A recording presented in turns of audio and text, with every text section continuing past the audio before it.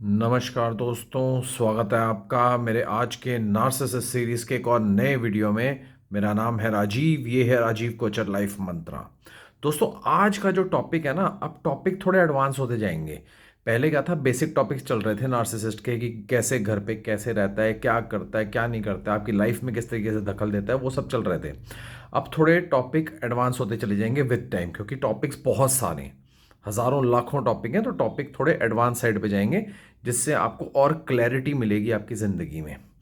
आज का टॉपिक क्या होने वाला है? आज का टॉपिक ये होने वाला है कि जब आप नार्सिसिस्ट के साथ किसी भी तरीके की नेगोशिएशन में होते हैं, यानी आप नार्सिसिस्ट से समझ लो पीछे ही छुड़ा रहे हैं, और अब आपकी नार्सिसिस्ट से फाइनल बात होनी है, या आप नार्सिसिस्ट के साथ किसी डिस्प्यूट में हैं तो आपकी फाइनल बात होनी है, या आप नार्सिसिस्ट से अलग होना चाहते हैं तो आपकी फाइनल बात होनी है, वट एवर।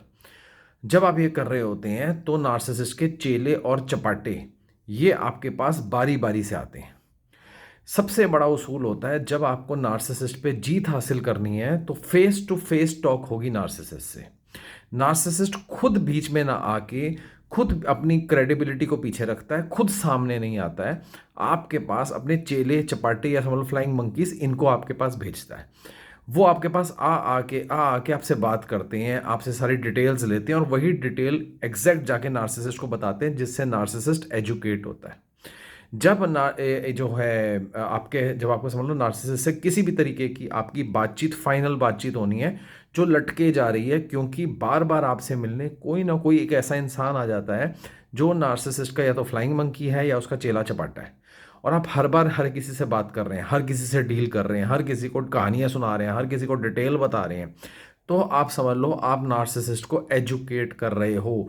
आप ना चाहते हुए भी अनजाने में ही अपने अंदर की सारी डिटेल उसको दे रहे हो कि फ्यूचर प्लानिंग क्या है आपकी, अगर आपकी नेगोशिएशन नार्सिसिस्ट के साथ नहीं होती है, अगर आप नार्सिसिस्ट को नहीं छोड़ पाते हो या नार्सिसिस्ट के साथ आपकी बातचीत नहीं होती है, तो आप क्या स्टेप लोगे। तो आप वो स्टेप्स जो हैं वो चेले चपाटों को बताते हो। वो चेले चपाटे एग्जैक्टली वही स्टेप्स जो हैं वो क्लियरली जाके नार्सिसिस्ट को बताते हैं, और नार्सिसिस्ट अपने आप को मेंटली प्रिपेयर कर लेता है इस चीज़ के लिए कि आप अगला स्टेप क्या लेने वाले हो।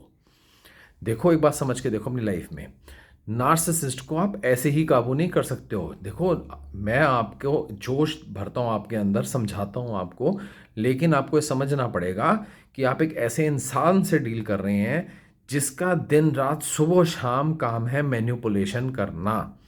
और अगर आप मैन्युपुलेशन को ही मैन्युपुलेशन से काउंटर नहीं करेंगे, सीधे रास्ते चलेंगे, आप उस चीज़ पे आगे नहीं बढ़ पाएंगे, नार्सिसिस्ट आप पे जीत हासिल कर लेगा। तो जब आप नार्सिसिस्ट के साथ डील कर रहे होते हैं तो सबसे पहला काम, जब नार्सिसिस्ट से आपकी बातचीत नहीं हो रही है और नार्सिसिस्ट किसी ना किसी को भेजे जा रहा है, तो सबसे पहला काम है चेले चपाटों से और फ्लाइंग मंकी से दूरी बना लेना। आपकी तरफ से सिर्फ एक सीधी लाइन आनी चाहिए बोलने के लिए कि मैं तुमसे बात नहीं करूंगी या मैं तुमसे बात नहीं करूंगा, मैं सिर्फ उसी पर्सन से बात करूंगी या करूंगा जिससे हमारा मैटर सॉल्व होना है। बीच के किसी भी विचोलिए से, किसी भी चेले चपाटे से, किसी भी फ्लाइंग मंकी से कोई लेना देना नहीं है। अगर आप सीधे सीधे फ्लाइंग मंकी से बात करते रहेंगे तो आप नार्सिसिस्ट को एजुकेट करते रहेंगे। नार्सिसिस्ट अंदर की पिक्चर जानता चला जाएगा, समझता चला जाएगा, और उसको समझ में आ जाएगा कि आप अगला स्टेप क्या लेने वाले हैं। और जब उसको पहले से ही पता होगा अगला स्टेप आप क्या, अगर आपने 3 महीने बाद एक स्टेप लेना और आपने नार्सिसिस्ट के फ्लाइंग मंकी को ऑलरेडी बता दिया है, तो नार्सिसिस्ट पहले से ही अपने आप को प्रिपेयर कर लेगा। आप उस पर जीत हासिल नहीं कर पाओगे, वो पहले से ही उस चीज़ को इम्यून हो जाएगा उस चीज़ के लिए।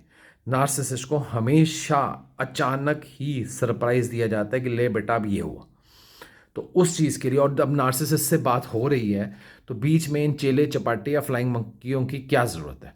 तो कोई भी रिश्तेदार, कोई भी दोस्त यार, कोई भी पड़ोसी जो नार्सिसिस्ट की तरफ से उसको रिप्रेजेंट कर रहा हो और आपके पास में आए कि अच्छा कैसे करेंगे, हमें बताओ, हम कराते हैं, घर ऐसे टूटने नहीं चाहिए ना, ऐसे परेशानी नहीं होनी चाहिए ना, हम करवाते हैं, उनको हाथ जोड़ दो, उनको बोलो जी हम अपने आप देख लेंगे, आपकी ज़रूरत नहीं है बीच में।